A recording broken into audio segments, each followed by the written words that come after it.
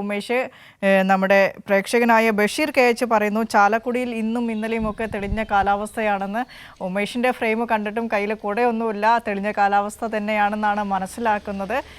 എങ്കിൽ പോലും എങ്ങനെയായിരുന്നു കഴിഞ്ഞ ദിവസങ്ങളിലൊക്കെ ഒരു കാലാവസ്ഥ? നിലവിലും ഒറ്റപ്പെട്ട മഴയ്ക്ക് സാധ്യതയുണ്ട്, സംസ്ഥാനത്തുടനീളം ഒറ്റപ്പെട്ട മഴയ്ക്ക് സാധ്യതയുണ്ടെന്നാണ് കാലാവസ്ഥാ നിരീക്ഷണ കേന്ദ്രത്തിൻ്റെ മുന്നറിയിപ്പ്.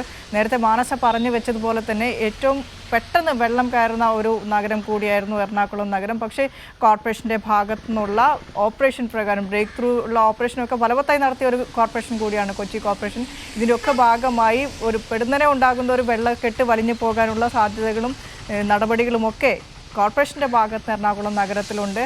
കഴിഞ്ഞ ദിവസം ഇൻഫോ പാർക്കിലടക്കം വെള്ളം കയറുന്ന സ്ഥിതിയൊക്കെ നമ്മൾ കണ്ടതാണ്. നിലവിൽ എന്താണ് എറണാകുളത്തെ, മധ്യ കേരളത്തിലെ മറ്റു ജില്ലകളിലെയൊക്കെ ഒരു കാലാവസ്ഥയുടെ അവസ്ഥ?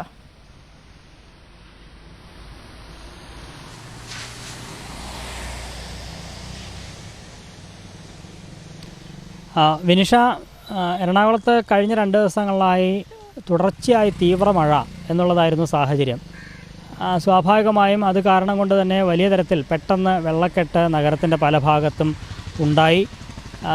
വിനിഷ സൂചിപ്പിച്ചതുപോലെ ഇൻഫോ പാർക്കിലടക്കം വെള്ളം കയറുന്ന അവസ്ഥയുണ്ടായി. പക്ഷേ ഇന്നത്തെ സാഹചര്യം വ്യത്യസ്തമാണ്. ഇന്ന് ഈ തുടർച്ചയായി തീവ്ര മഴ എന്നതിൽ നിന്ന് മാറി ഇടവിട്ട് ശക്തമായ മഴ എന്നുള്ള നിലയിലേക്കാണ് ഇപ്പോൾ കാലാവസ്ഥ മാറിയിരിക്കുന്നത്. എറണാകുളത്ത് ഇന്ന് രാവിലെയൊക്കെ മഴയുണ്ടായിരുന്നു. ഇന്നലെ രാത്രി മഴ നിന്നു, പക്ഷേ രാവിലെ മഴ പെയ്തു. പക്ഷേ ഒരു 6:30-ക്ക് ശേഷം വീണ്ടും മഴ നിന്നു. അങ്ങനെയാണ്. അപ്പോൾ ഇടവിട്ട് ശക്തമായ മഴ. ഇപ്പോൾ മഴയില്ല, പക്ഷേ പൂർണ്ണമായും തെളിഞ്ഞ കാലാവസ്ഥയിലേക്ക് എത്തിയിട്ടില്ല. അതിനർത്ഥം വരും മണിക്കൂറുകളിലൊക്കെ ഇടവിട്ട് ശക്തമായ മഴ പെയ്യാനുള്ള സാധ്യതയുണ്ട്. അങ്ങനെ വരുമ്പോൾ നേരത്തെ കഴിഞ്ഞ ദിവസങ്ങളുണ്ടായതുപോലെ വലിയ വെള്ളക്കെട്ട് അതുണ്ടാകാനുള്ള സാധ്യത കുറവാണ്. കാരണം തീവ്ര മഴ പെയ്തിട്ട് തന്നെ പലപ്പോഴും പ്രതീക്ഷിച്ച പല സ്ഥലങ്ങളിലും വെള്ളക്കെട്ടുണ്ടായില്ല. അതിന് കാരണം വിനിഷ തന്നെ സൂചിപ്പിച്ചു, ഓപ്പറേഷൻ ബ്രേക്ക് ത്രൂ.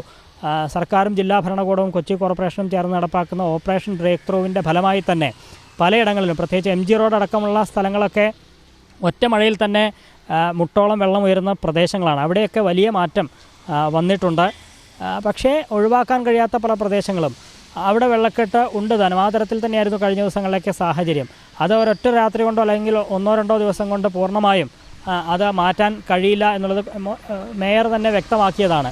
പക്ഷേ അതിനുള്ള ശ്രമം, ഊർജിതമായ ശ്രമം നടത്തുന്നുമുണ്ട്.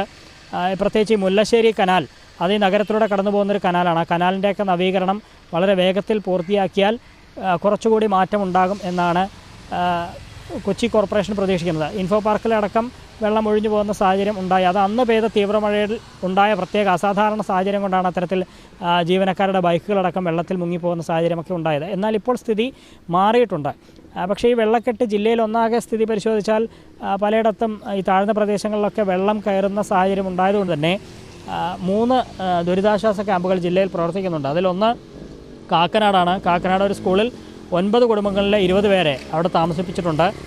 രണ്ടാമത്തെ ക്യാമ്പ് എന്ന് പറയുന്നത് കുന്നത്തുനാട് താലൂക്കിലാണ്. അവിടെ ചേലാമറ്റം വില്ലേജിലെ ഒക്കൽ ഗവൺമെൻറ് LP സ്കൂളിൽ 13 കുടുംബങ്ങളിലായി 46 പേരെ അവിടെ പാർപ്പിച്ചിട്ടുണ്ട്. മൂന്നാമത്തെ ക്യാമ്പ് പറവൂർ താലൂക്കിൽ കടുങ്ങല്ലൂർ വില്ലേജിൽ ബോസ്കോ കോളനിക്ക് സമീപം.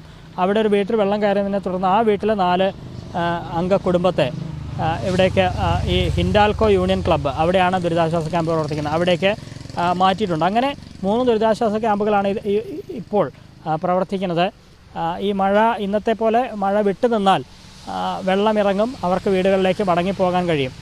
ഒപ്പം ഈ പെരിയാറിലെ ജലനിരപ്പ് ക്രമീകരിക്കുന്നതിൻ്റെ ഭാഗമായി ഭൂതത്താൻകെട്ട് ഡാമിൻ്റെ അണക്കെട്ടിൻ്റെ ഷട്ടറുകൾ ചിലത് തുറന്നിട്ടുണ്ട്. ജലനിരപ്പ് 34 മീറ്ററാണ് പരമാവധി സംഭരണശേഷി. അതിൽ താഴ്ത്തി നിർത്തുക എന്നുള്ളതാണ് ലക്ഷ്യമിടുന്നത്. അതിൻ്റെ ഭാഗമായി വെള്ളം ഒഴുക്കി വിടുന്നുമുണ്ട്. എന്നാൽ മഴ കുറയുന്നതോടെ ഷട്ടറുകൾ അടയ്ക്കുന്നതിലേക്ക് പോകും. ഏതായാലും വെള്ളപ്പൊക്ക ഭീഷണി അത്തരത്തിൽ ആശങ്കപ്പെടാനൊന്നുമില്ല. ജനങ്ങളെ ബുദ്ധിമുട്ടിക്കുന്ന പലയിടത്ത് അപ്രതീക്ഷിതമായി ഉണ്ടാകുന്ന വെള്ളക്കെട്ടാണ്. അതിനും പരിഹാരം കോർപ്പറേഷൻ കണ്ടുവരുന്നുണ്ട്.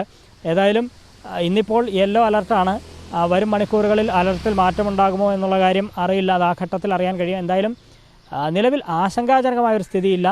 ഈ ഘട്ടത്തിൽ ഇപ്പോൾ നമ്മൾ സംസാരിക്കുന്ന ഈ സമയത്ത് മഴ മാറി നിൽക്കുക തന്നെയാണ്. വിനിഷ.